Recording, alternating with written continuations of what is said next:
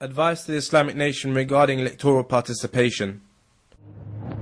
هو الذي أنزل عليك الكتاب منه آيات محكمات هن أم الكتاب وأخر متشابهات فأما الذين في قلوبهم زيغ فيتبعون ما تشابه منه ابتغاء الفتنة وابتغاء تأويله وما يعلم تأويله إلا الله والراسخون في العلم يقولون آمنا به كل من عند ربنا وما يذكر إلا أولو الألباب.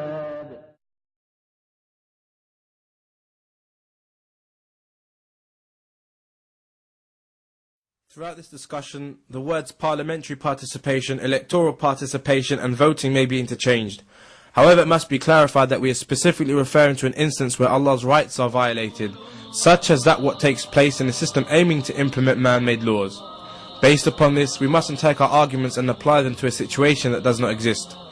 I reiterate, the discussion is based upon entering into democratic elections where the right of legislation will be entrusted to man, be it a single individual or a party or the entire population.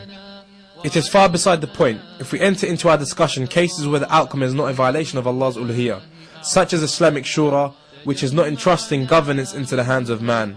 Despite this clear misinterpretation of the reality, you will still find many fatwa comparing democracy to shura. Participating in democracy being shirk. Rare opinion.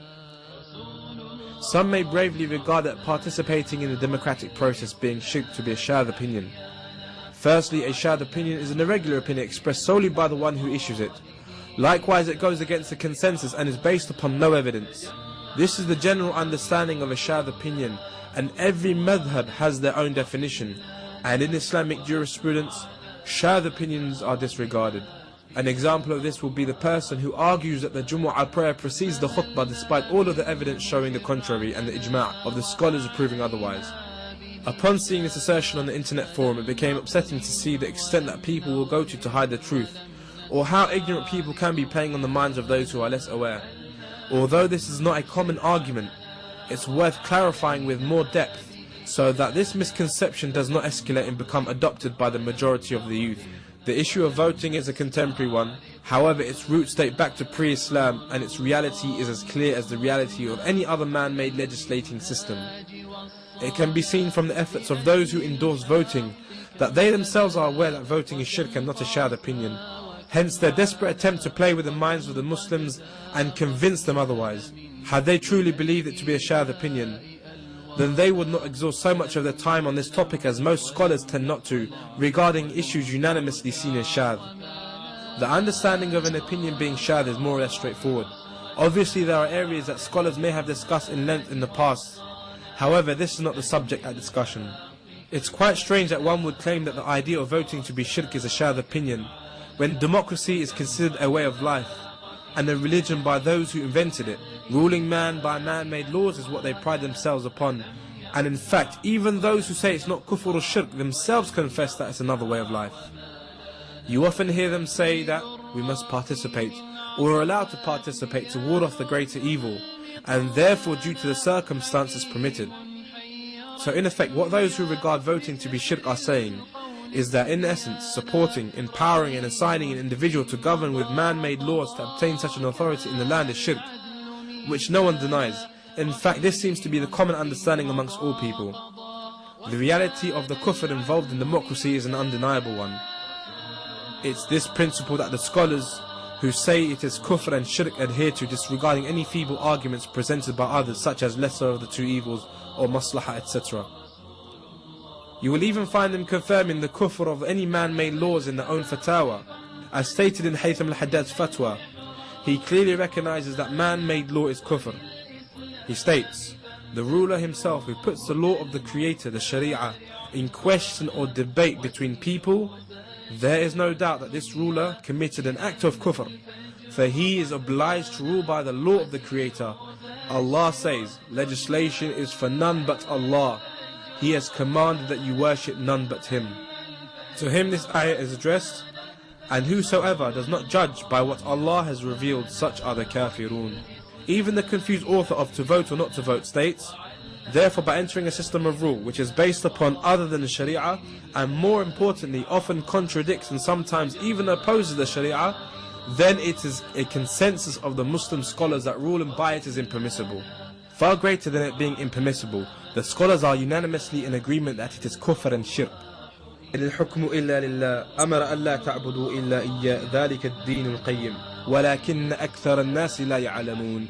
I think it's quite pertinent to mention here, highlighting how confused these people are, the clear contradiction made in here's one I made earlier fatwa, when further down after stating, therefore by entering a system of rule which is based upon other than the Sharia and more importantly often contradicts and sometimes even opposes the Sharia, then it is a consensus of the Muslim scholars that ruling by it is impermissible. He then goes on to say, he, Yusuf alayhi salatu wasalam, accepted a ministerial position in a government that was ruling by laws other than the law of Allah in order to achieve the greater good. It is accepted by these scholars that there is nothing in fact within our Sharia that contradicts or abrogates such an action. So it seems clear that there is a common pattern amongst these defeatists, that they recognize man-made law to be kufr and shirk. As it stated, likewise, to elect in, vote for, and thereby ultimately support a political party which has within its manifesto rules and laws contradictory to that of the Sharia, then this also takes the same ruling of impermissibility for the Muslims, as admitted in To Vote or Not to Vote. With this in mind, how can it be a shadh opinion when what all these scholars are saying is the issue of maslahah and lesser of the two harms are not valid exceptions to this principle laid down by the consensus of scholars? It's like a person trying to engage in a haram action, where this action is deemed unlawful by the consensus of Muslims, and a scholar arrives at the verdict that what the individuals claim to be maslahah or lesser of the two harms are invalid. Is what these scholars who say participating in elections to be kufr, based upon the evident reality surrounding voting to be kufr and shirk, that inconceivable? In fact, the lay people themselves recognize that maslahah, lesser of the two evils, and certainly not ikrah, coercion, are not acceptable arguments. Again, it's like those who approach a scholar arguing that they desire to take out a mortgage or open an off license based upon the principle of maslahah, lesser of the two evils, or coercion, when at the same time there are people clearly in the same situation making do and arguing that the principle of maslahah, lesser of the two harms, or coercion cannot be used. In reality, the magnitude of shirk is far greater than taking out a mortgage or selling anything illegal in Islam. As Allah the Most High states, وَمَا أَرْسَلْنَا مِن قَبْلِكَ مِن رُسُولٍ إِلَّا نُوحِي إِلَيْ أَنَّهُ لَا إِلَهَ إِلَّا أَنَا فَاعْبُدُونَ. The calling to the worship of Allah alone is what He sent every messenger for.